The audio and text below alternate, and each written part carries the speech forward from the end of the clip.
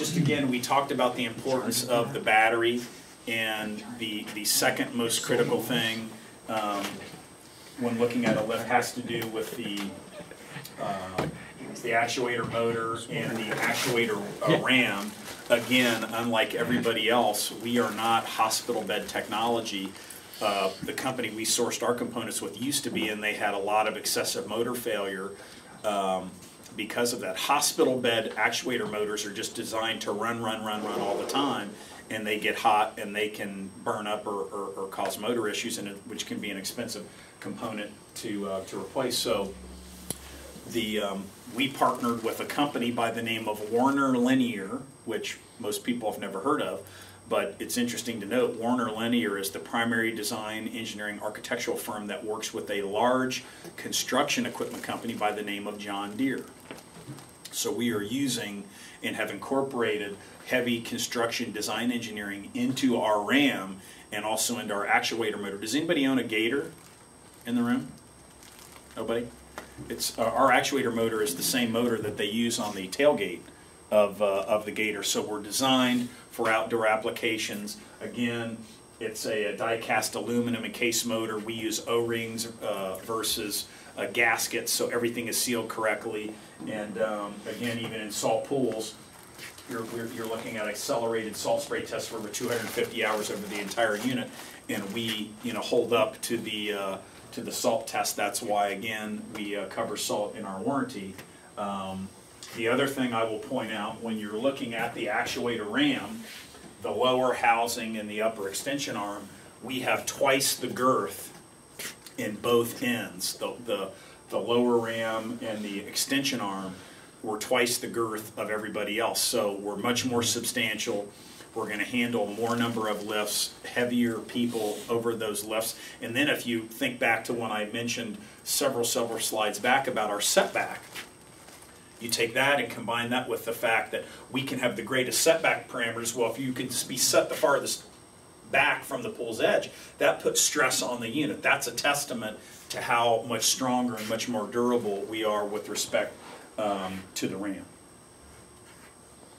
Again, I touched on the battery, 90 lifts, removable, comes with the charger. This is what will be hanging up in the office or behind the desk at the hotel. So at the end of the day, plug the battery in the charger, and as well as the remote. 15 amp when everybody else is 10.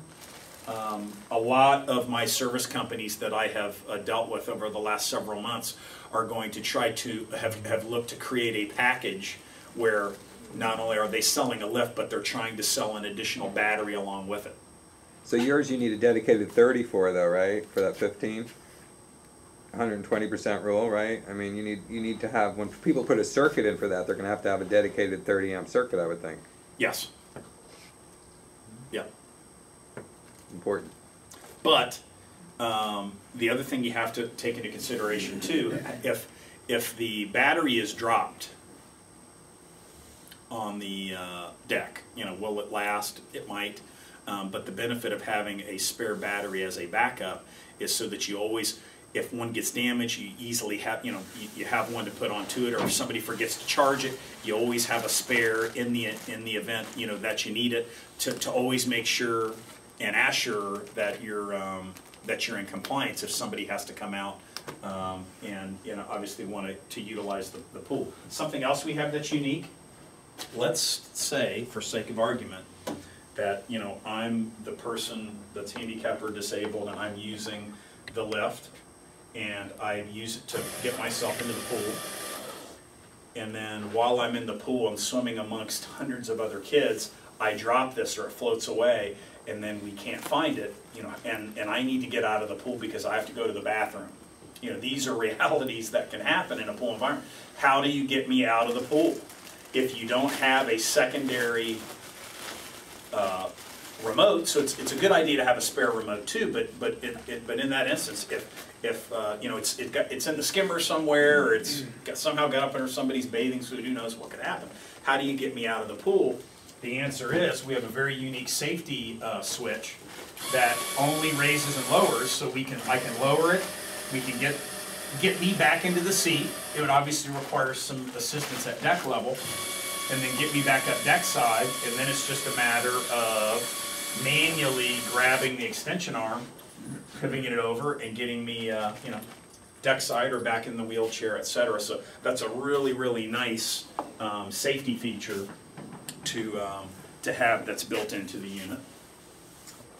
We also have an optional cover, which a lot of people like, just to, at the end of the day, cover the unit just so people stay off of it and don't, you know, monkey with the unit. And again, with the wireless remote, it's comes with the standard unit. With the upgrade kit, you get an additional one. It is waterproof, not water resistant, and it floats. Here's what the anchor looks like. It's an anchor system that's been used for a number of years, referred to as an Elkhorn anchor sometimes, but it's a 6-inch, 2 3/8 inch inner diameter. It's got a polypropylene housing on the inside of it, so that it's nice and snug when it's in the deck, but it's something that you can easily pop in and out, not require any type of tool. It's got a bonding lug on the bottom of it. It does need to be bonded.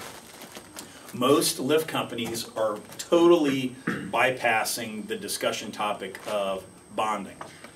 And you know, I manage sales Midwest. I have basically Colorado to the Atlantic, Maine to Virginia, and I have all of Canada, and Canada is excluded from the mandate. But most inspectors will tell you this thing has to be bonded. I also have a deck mount anchor if somebody wants to lag it.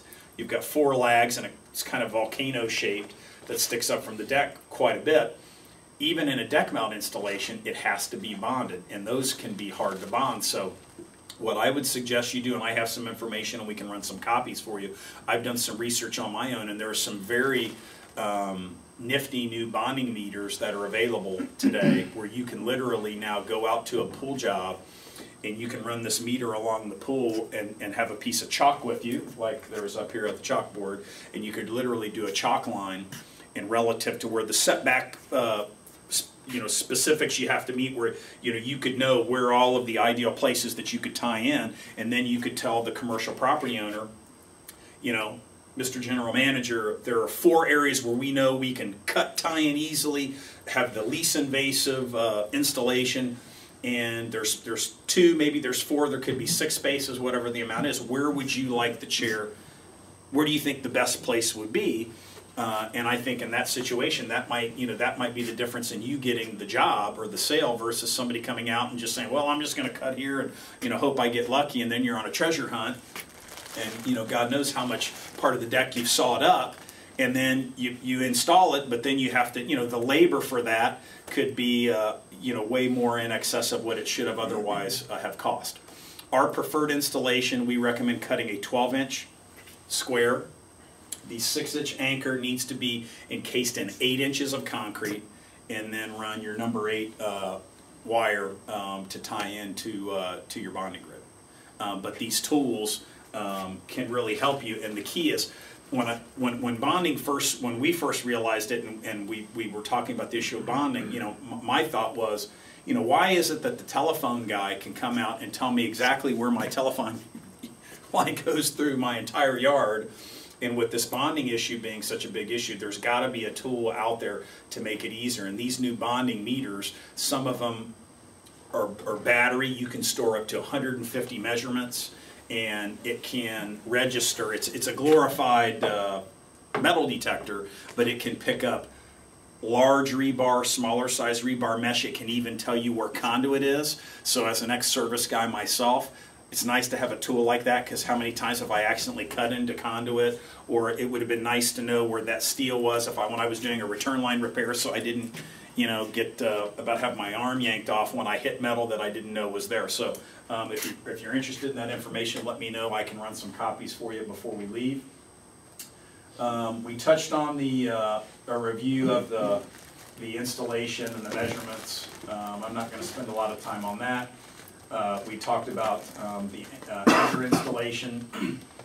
12 by 12 square is ideal. Some people always say, well, I'll just core drill. Personally, I'm not a big fan of core drilling, because everybody always says core drilling is really easy. And I always say, well, I don't think that person's ever done it, because a lot of times it's not easy. And the thing I don't like about core drilling, we want to get as much, we want to typically get about a 12 by 12 inch square. So you'd have to have a really large core bit to accommodate that.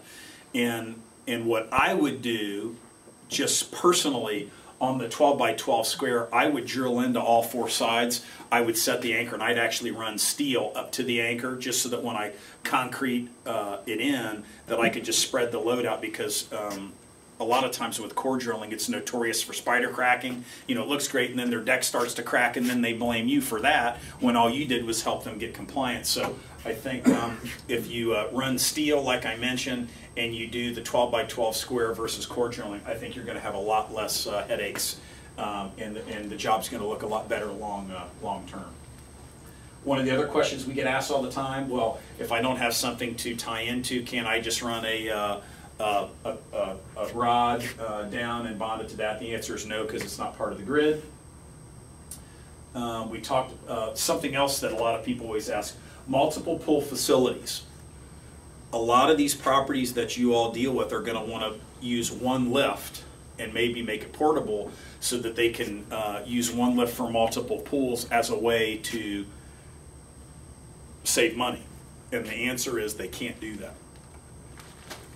You know, they have to, one lift will not suffice for multiple pools. And the reason that is the ADA states that if you've got a handicap or a disabled person in a pool, and then you got to wait, I got to help somebody get over into this pool, if that person was to have cardiac failure or need to immediately get out of the pool, there may not be enough time to get it from one pool to the other pool. That's why the mandate is written that way. So it's not just about less than 300, over 300 linear feet needing one, over 300 linear feet needing two.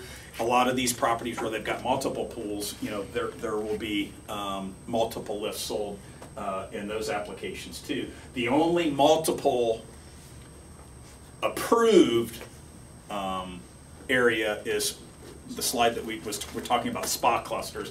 And again, those are like bodies of water, which is, if you really do delve into the ADA site, that's what they touch on. What is your profit potential? It is unlimited, and I will tell you why. Nobody really knows how many commercial pools are out there in the U.S., but because the numbers vary. But what I can tell you, what we actually think the number is, we think that the number is and it still is a guess. We think there's somewhere between 400,000 and 500,000 commercial pools in the United States that are not compliant and need to be by March 15th of next year.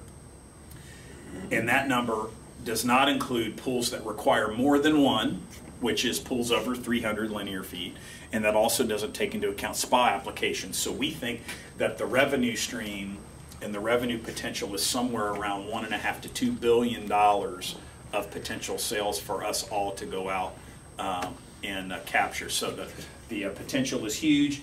And remember, it's not just you buying a lift and reselling it. You're also, obviously getting them for the installation as well. And speaking of the installation, when we talk about how to sell it, some ideas, I would encourage you all to try and get in front of as many of your properties as possible. Utilize the literature piece, utilize the mailing stuffer. I would try to get the anchors in the deck now. Because, again, as I mentioned earlier, human nature, everybody's going to want to wait till the last minute. We're also dealing with budgets where they have to appropriate the funds to do it, and everybody's going to sit back and they're going to want to wait just until they're ready to open the pool next year, and then they're going to say, hey, I need you to get ahead right away and do it. I'm not compliant. My insurance company will not let me open the pool until I'm ADA compliant. In fact, they're telling me I'm uninsurable. I need you to get up. We want to open the pool tomorrow. To which you're going to respond next April, which is already past the deadline. Well, hell, I'm booked up for a month. And at that point, that commercial property is going to pay whatever price it costs to have somebody come out and install it. So they have to pay for the installation anyways. Try to get the anchors in the deck now, and then that way you can say, you're going to wait till last minute. Let me come out and do the anchor now, and then when you're ready to pull the trigger, it'll only take me 30 minutes. Regardless of how busy I am, I'll still be able to come out and do it.